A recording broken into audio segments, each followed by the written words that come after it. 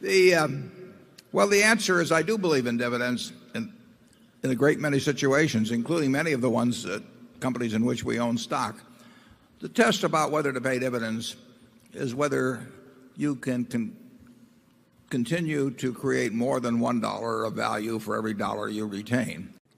Curious about why Warren Buffett openly admits this? Imagine waking up to $500 in your account without moving a muscle. That is the power of passive income, especially with dividend investing, arguably the king of easy wealth. And that's why today we're going to show you how you can create a winning portfolio of high-quality dividend stocks to buy and hold forever, so you can make loads of cash amid the uncertainties of today's economy.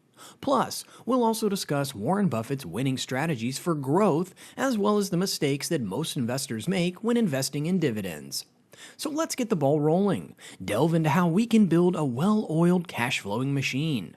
But first, we need to understand the very basics when it comes to dividend investing. Similar to stocks, Warren Buffett also applies his famous 2 rules when it comes to dividend investing. The first rule in investment is don't lose. And the second rule in investment is don't forget the first rule. But it goes even further than that. If you buy things for far below what they're worth and you buy a group of them, you basically don't lose money. Undervalued dividend stocks like Apple are an amazing example of what he is trying to teach. Apart from the fact that Warren Buffett believes it is better than any company he owns, Apple has a dividend yield of 0.57%, which basically means for every $150 invested in Apple, you will get 0.85 cents every single year of dividend income. However, this reality is far from the bigger picture because we didn't recognize the quality companies like Apple consistently raise their dividend payouts year after year. So you see, over the past 10 years, Apple has done one thing right: have consistent dividend growth. They went from 46 cents every single year all the way to 95 cents annually in dividend payments. And this is where a lot of investors make their very first mistake when they begin to journey into dividend investing, and that is focusing too much on the dividend yield. For instance, in the case of Apple, you probably thought investing $150 to only get 85 cents every single year didn't seem very exciting, right? Well, that is the trap that most dividend investors fall into, because they don't understand the dividend growth component of dividend investing. Some companies that have crazy high dividend yields of 15% often can't maintain those high scores. They just can't sustain it. Check out how Warren Buffett described the test of dividends. The test about whether to pay dividends is whether you can continue to create more than $1 of value for every dollar you retain. To make things worse, even the biggest companies in the world are not invulnerable to this problem. Remember the case of General Motors? Despite a dividend yield exceeding 10%, the stock appeared to remain an appealing investment. After all, it had consistently paid a dividend of 50 cents per quarter from 1997 to 2005. What caused such a high yield? A steep decline in the share price and the large dividend payments were far from sustainable. GM shares plummeted from over $60 in early 2003 to under $20 in early 2006. So, if you're someone investing in very high-yielding dividend stocks, getting dividend cuts is a huge threat to you, and it can really hurt your ability to build a dividend portfolio that's built to last. So, how can we know whether or not a company is at risk of having a large dividend cut? Again, that can be pretty brutal when building a winning dividend portfolio. For example, let's look at Johnson & Johnson. And again, we're talking about a company with a low starting dividend yield sitting at 3.01%. But the company has seen massive dividend growth over the past decade. For the past 61 years, the company has been providing shareholders with increasing dividends, currently offering a quarterly dividend of $1.19 per share. But again, how can we be confident that these dividend payments will keep increasing in the future? How do we ensure they're not susceptible to a dividend cut, which could have a significant impact on your portfolio? But to answer that question, we actually need to ask ourselves another question. Where exactly do dividends come from? And the answer to that is the very essence of dividend investing: cash flow. If you go over to Seeking Alpha and search for J&J's cash flow statement, you'll see that the company does really well in this aspect. But what exactly is free cash flow? Free cash flow is the cash that a company generates after accounting for all of the cash outflows to support the operations of the business. And what we need to understand is that there are 5 different things that a company can do with their free cash flow. They could reinvest it back into the business, buy back shares, pay down debt, pursue mergers and acquisitions, or distribute it to shareholders in the form of dividends. So, when we look at a company like J&J and see growing free cash flow over the past decade, that's a great sign for the company. If a company is going to be able to continue to grow its dividend payments every single year, then that means it has to be supported by growing its free cash flow every single year. So, looking for growing free cash flow is definitely something you want to do. As a matter of fact, here's a pretty great summary of this from the Oracle of Omaha. I think I commend managements that have a wonderful business for utilizing cash in those wonderful businesses or in businesses that they understand and will also have wonderful economics, and for getting the rest of the money back to the shareholders. But guess what? We can streamline and simplify this process using something called the payout ratio. By navigating back to the Dividend tab here on Seeking Alpha and clicking on Dividend Safety, if we scroll down, we'll find what's referred to as the cash flow payout ratio. This number is showing 45.86%. Now, what does that even mean? As we just discussed, companies have 5 options for utilizing free cash flow, and one of those options is paying dividends. This implies that dividends are funded by the free cash flow of a company. Therefore, if a company's cash flow payout ratio is 45.86%, it means that 45.86% of the company's free cash flow is allocated to paying dividends.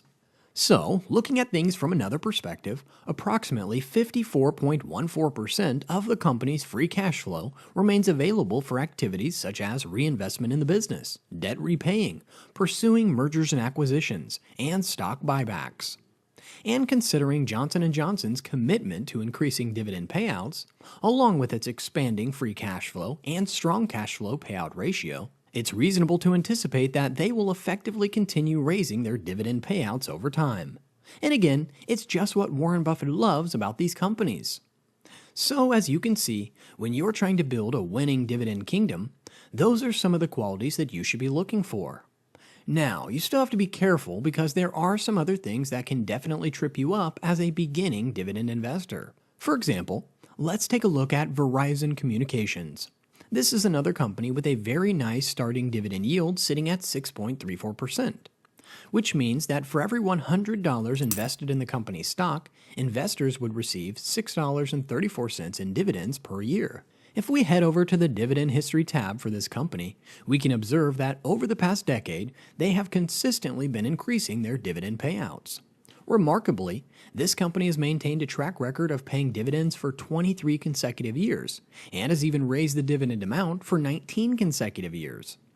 Now, if we navigate to the Dividend Safety tab and scroll down, we can see that the cash flow payout ratio for this company is approximately 30%. So, considering all of these factors, at first glance, Verizon appears to be a strong contender for inclusion in a dividend portfolio. But here's part of the problem. If we click on the Dividend Growth tab here on Seeking Alpha, one of the things we can do is review the 3, 5, and 10-year dividend growth rates. As we mentioned earlier, this company has been consistently increasing its dividend payouts for 19 consecutive years. We can see that the 3-year dividend growth rate is 1.97%, the 5-year growth rate is at 2%, and the 10-year rate sits at 2.34%. So, while they are indeed growing their dividends, here's the significant issue. If a company's dividend payments are not increasing at a rate higher than inflation, then technically, the company is paying out less in dividends each year. Therefore, legally speaking, Verizon is paying out less in dividends when you consider that the economy has seen extremely high levels of inflation over the previous 3 years. When we combine this with the fact that we can see Verizon's free cash flow per share isn't increasing if we navigate to the financial statements, examine the cash flow statements, and then scroll all the way down to the free cash flow per share, it appears that they aren't doing a very good job at it. And now, you might be a little less inclined to think about including Verizon in your investment portfolio. Some of you might think investing in Verizon is worth it because it's got a high starting dividend yield, especially if your long-term goal is to gain financial freedom and live off dividends.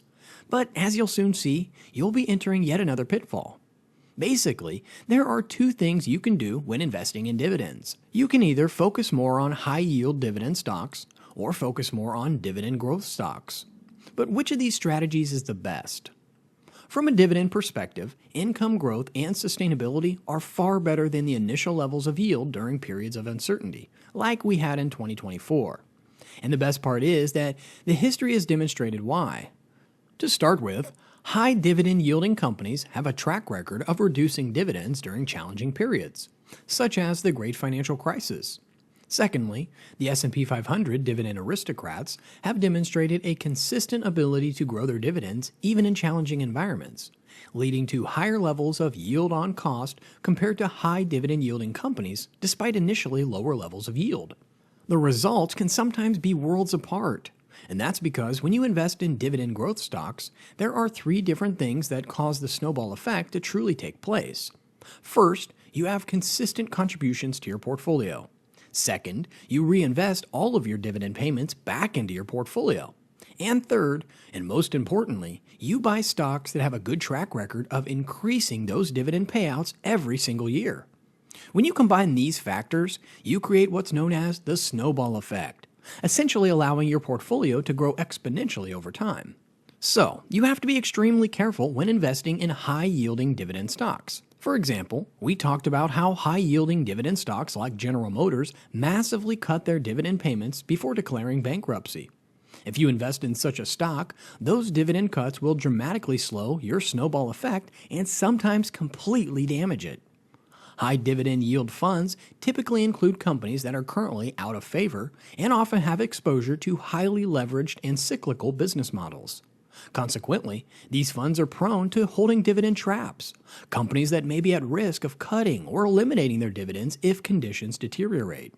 As a result, many high dividend yield funds exhibit higher volatility than the overall market. While they may offer attractive yields during favorable market conditions, they tend to underperform during market downturns due to weak underlying fundamentals. So that's why Warren Buffett always insists we take our time to pick companies that have amazing owners, are super stable, and have a pretty good cash flow plus payout ratio. Now, with all that has been said so far, if you still think being a dividend growth investor isn't the true way to create wealth, allow us to paint the bigger picture. Here's a chart of the S&P 500's annual historical returns. So, we can see that there's been a lot of volatility from 1960 to 2022 in the S&P 500. As a matter of fact, even in 2008 alone, we saw the market decline by almost 40%. So again, there's been a lot of volatility in both the short term and the long term. Dividend growth investing serves as a shield against this volatility, and here's why. If we return to Seeking Alpha and examine the S&P 500 ETF, which is called SPY, we can analyze the dividend growth over the past 10 years. Again, keep in mind that in 2022, we witnessed a significant market decline of over 20%, and in 2018, there was also a substantial downturn. However, despite these challenges, the dividend payments from the S&P 500 continued to increase every single year. This underscores the beauty of dividend growth investing. Even if the market were to decline by around 10% in a given year, dividend payments could still increase by 10% or more. In fact, there are instances where this dynamic can be advantageous. When you reinvest your dividends back into your portfolio during periods of low valuations, you can acquire more shares of companies you favor. This in turn results in even higher dividend payments over time. So with everything that has been said and done, building a winning dividend portfolio is much easier than many make it seem. Warren was a chapter in my 1972 book, Super Money, so I've known him a long time. The key is to identify outstanding companies trading at favorable valuations that possess the capacity to boost their cash flow per share annually. As a result, you'll experience substantial dividend growth and significant share price appreciation as a byproduct.